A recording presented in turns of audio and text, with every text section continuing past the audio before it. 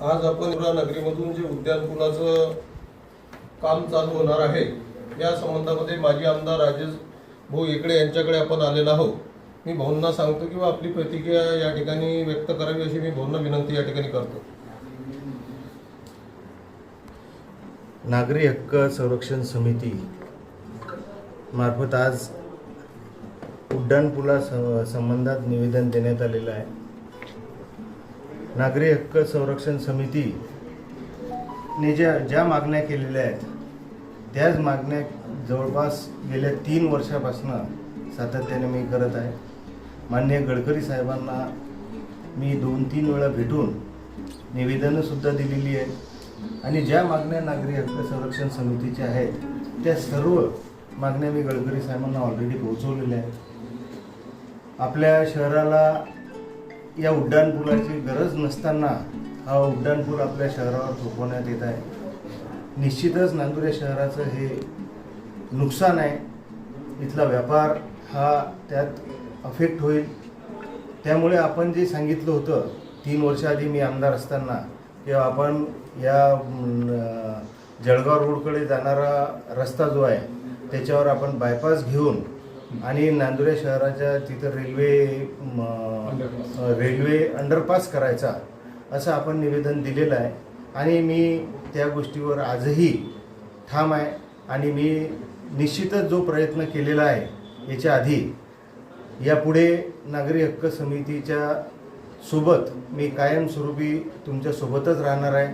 तुमच्या या पाठपुराव्यांना निश्चितच मी साथही देईन, समर्थ साथ देईन आणि आपल्या ज्या मागण्या आहेत त्या न्याय मागण्या आहेत। विशेष म्हणजे हा जो बायपास आणि अंडरपास या दोन्ही गव्हर्नमेंटने जर समजा केलं तर आत्ताचा जो 208 कोटी रुपयाचा बजेट आहे त्यात 100 कोटीमध्येच ते दोन्ही कामं होतात आणि नांदुरे शहराचं विद्रुपीकरणही होणार नाही।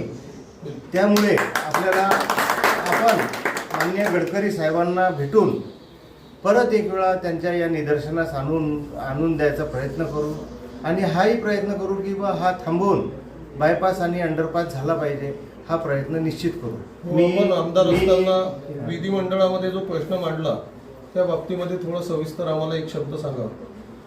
मी आमदार असताना जवळपास 4-5 वेळा विधिमंडळात आपण लक्षवेधी मांडली आणि व्यक्तिशः गडकरी साहेबांना 3 वेळा भेटलो। मलकापूरला ज्यावेळेस बायपास आपल्या या नॅशनल हायवेचं चौपदरीकरणाचं लोकार्पण झालं त्या लोकार्पणाच्या कार्यक्रमात माझं भाषणसुद्धा आहे। मी गडकरी साहेबांना त्यावेळेसही हे म्हटलं होतं की नांदुरे शहराची आवश्यकता अंडरपासची आहे आणि बायपासची आहे, तरी तुम्ही आमच्या नांदुरे शहराचं विद्रुपीकरण टाळा आणि आम्हाला बायपास आणि अंडरपास मंजूर करून द्या। तसंच त्याच्या आधी 2 वर्षापूर्वी खामगावला एका कार्यक्रमानिमित्त गडकरी साहेब आले होते। त्यावेळेसच्या भाषणात मी गडकरी साहेबांकडे ही मागणी केली।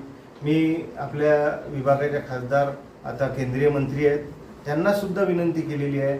त्यांनीसुद्धा हा प्रयत्न केलेला आहे की या बायपास आणि अंडरपासचा, परंतु शासनाने आणि केंद्र शासनाने या उड्डाणपुलाचं टेंडर मंजूर केलं। आता वर्क ऑर्डरसुद्धा झालेली आहे, परंतु या स्टेजला आपल्या सगळ्या नागरी हक्क समितीच्या संरक्षण समिती आता आंदोलनात्मक पवित्रा घ्यायच्या मानसिकतेत दिसून राहिलेली आहे।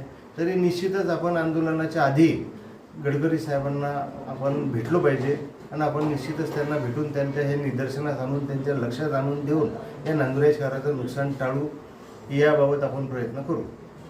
धन्यवाद भाऊ।